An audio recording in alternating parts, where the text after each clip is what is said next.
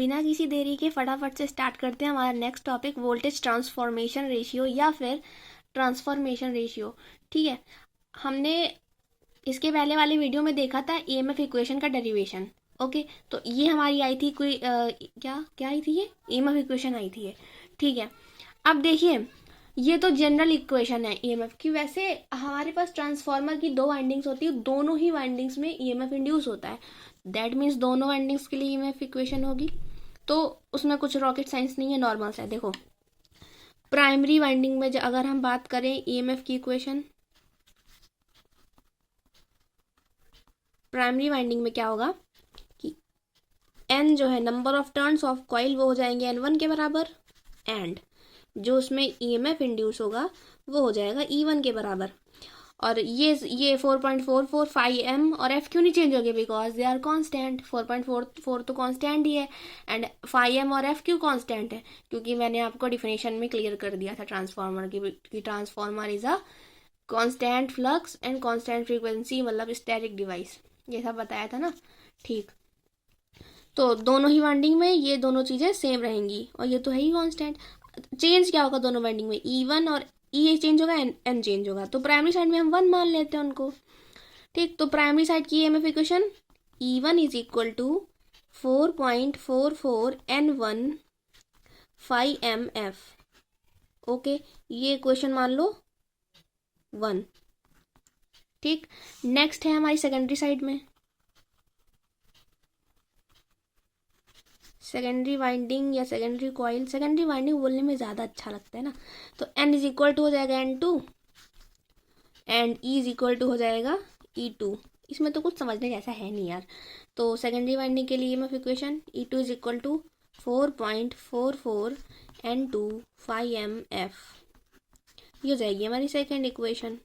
ठीक है, नेक्स्ट चीज़ हमारी क्या है, अब देखो फ्रॉम इक्वेशन फर्स्ट हमें क्या मिलेगा, इक्वेशन फर्स्ट से हमें मिलेगा E1 upon N1 is equal to 4.44 phi M F, ये मिलेगा। ठीक है, और फ्रॉम इक्वेशन सेकेंड से क्या मिलेगा, इससे हमें मिलेगा E2 upon N2 is equal to 4.44 phi M F. देखो क्यों कह रही है, तो मैथ वाला है ना। N1 इधर अपॉन में आ जाएगा, उधर मल्टीप्लाई में है, तो N2 इधर अपॉन में आ जाएगा, उधर मल्टीप्लाई में है तो तू नहीं। ठीक है, ये इतना हो गया। अब देखो इन दोनों इक्वेशन को ध्यान से देखो, ये चीज़ 20 के बराबर है और ये चीज़ 20 के बराबर है, तो क्या ये दोनों आपस में बराबर नहीं हो जाएंगे।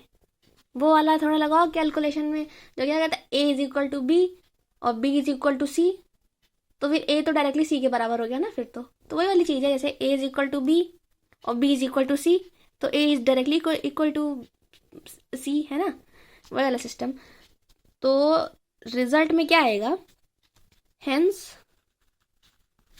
E1 upon N1 is equal to E2 upon N2, ये निकल के आया। और देखिए यहाँ पे बहुत ही अच्छी बात पता चलेगी आपको कि ये ईएमएफ इंड्यूस है और ये टर्न है, तो ईएमएफ पर टर्न क्या होता है, कांस्टेंट होता है।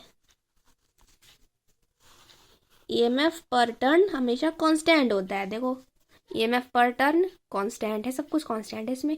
ईएमएफ पर टर्न कांस्टेंट है, सब कुछ कांस्टेंट है। ठीक है, तो ये चीज़ ज़्यादा सही से, मतलब ये ज़्यादा अच्छा है, लेकिन हम इसे थोड़ा सा मॉडिफाई कर देते हैं। तो यहाँ पे लिख जाता है E1 upon E2 is equal to N1 upon N2। क्या कर दिया, कुछ नहीं करा, इधर ये इसको इधर कर दिया है और इसको वहाँ ऊपर भेज दिया है। ये तो मैथ का कॉन्सेप्ट है ना ये। और इसको थोड़ा सा और मॉडिफाई कर देंगे अगर, तो इसको क्या करते हैं, रेसिप्रोकल कर देते हैं इसका। E2 upon E1 is equal to N2 upon N1। ये याद रखना, ट्रांसफार्मर की दोनों वाइंडिंग में ईएमएफ पर टर्न कांस्टेंट, ये पर नहीं बोलते पर आवर, वैसा वाला पर है, ईएमएफ पर टर्न कांस्टेंट रहेगा। तो ये जो चीज़ आई है ना आपकी, इसको मॉडिफाई करने के बाद ये जो चीज़ है यही है आपकी क्या, ये this is called the voltage transformation ratio. अब इसी से देखो डिफिनेशन बन जाएगी वोल्टेज ट्रांसफॉर्मेशन की। क्या डेफिनेशन बनेगी? डेफिनेशन ये बनेगी कि डेफिनेशन क्या बनेगी? In any transformer ratio of secondary induced voltage to the primary induced voltage is called as transformation ratio. ये जो चीज है ना, this is the transformation ratio. Secondary वाली वाइंडिंग में जो ईएमएफ इंड्यूस हुआ है और प्राइमरी वाइंडिंग में जो ईएमएफ इंड्यूस हुआ है उन दोनों का रेशियो क्या कहलाता है? Voltage transformation ratio. वोल्टेज की बात है तो इंड्यूस वोल्टेज है ये, इंड्यूस ईएमएफ। मतलब चलो हम इसको लिख देते हैं ना, ज़्यादा बेटर रहेगा। वोल्टेज ट्रांसफॉर्मेशन की जो वो आई है आपकी डिफिनेशन, इस चीज़ से निकल के कि E2/E1 इसी चीज़ से निकल के आएगी, यहाँ से लिखते हैं। तो इन एनी ट्रांसफॉर्मर को और क्या बोलते हैं? एक्समर बोलते हैं। इन एनी ट्रांसफॉर्मर, ब्रैकेट में लिख दो एक्समर, the ratio of secondary induced voltage to the primary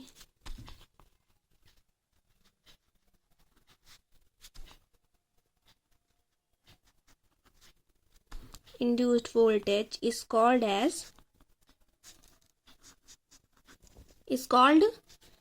voltage transformation ratio। Done. Notes में मिल जाएगा आपको। मतलब फिर इसके नीचे ऐसे लिख दो E2/E1 और ये बराबर होता है N2/N1 के। ये होता है वोल्टेज ट्रांसफॉर्मेशन रेशियो। और इसको इक्वल में हम एक कांस्टेंट मान सकते हैं K। वोल्टेज ट्रांसफॉर्मेशन रेशियो को हम K से डिनोट कर देते हैं। ठीक, डन। K आपको क्या है? वोल्टेज ट्रांसफॉर्मेशन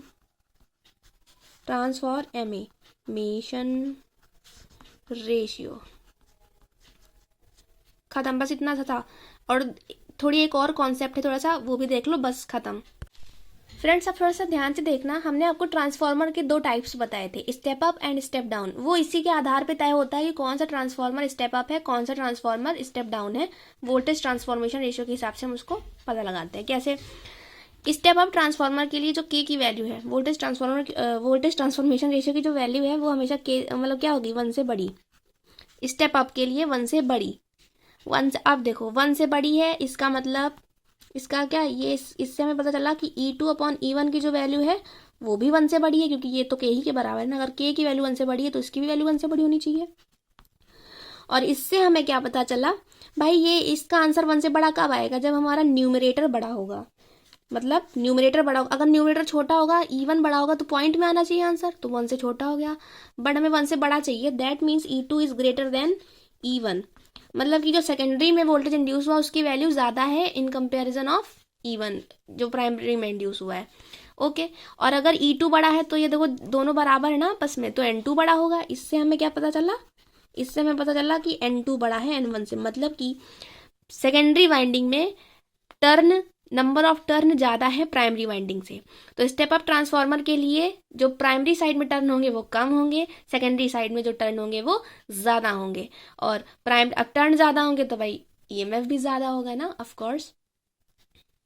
ओके फ्रेंड्स, अब ये समझ गया ना कि स्टेप अप, वो देखो आप 1 से ज़्यादा, E2/E1 की वैल्यू 1 से ज़्यादा, इसका मतलब है E2 की वैल्यू ज़्यादा है E1 से, और E2 ज़्यादा है तो ये दोनों ऐसे बराबर हैं, तो E2 ज़्यादा है तो N2 ज़्यादा है। ओके, अब स्टेप डाउन में क्या होगा? K की वैल्यू जस्ट इसका उल्टा, K की वैल्यू छोटी हो जाएगी, और K की वैल्यू यानी इसकी वैल्यू तभी कब आएगी? जब E2/E1 की वैल्यू कम हो 1 से। और वो कब कम होगा? जब हमारा न्यूमरेटर छोटा होगा। जब हमारा न्यूमरेटर क्या होगा? छोटा होगा डिनोमिनेटर से, तभी तो इसकी, जैसे मान लो ये 2 है और ये 8 हो गया, तभी तो 1 से छोटा आएगा, मतलब ये छोटा होना चाहिए। और इससे हमें क्या पता चला? इससे ये हमें पता चला कि N2 भी छोटा है N1 से। इस स्टेप डाउन में क्या होगा? प्राइमरी साइड में टर्न ज़्यादा होंगे, सेकेंडरी साइड में टर्न कम होंगे। स्टेप अप में क्या होगा? सेकेंडरी साइड में टर्न ज़्यादा होंगे, प्राइमरी साइड में टर्न कम होंगे। इतना याद रखो, स्टेप अप में प्राइमरी में कम और स्टेप डाउन में प्राइमरी में ज़्यादा। ओके, ख़त्म। इतना ही था आपका वोल्टेज ट्रांसफॉर्मेशन रेशियो में।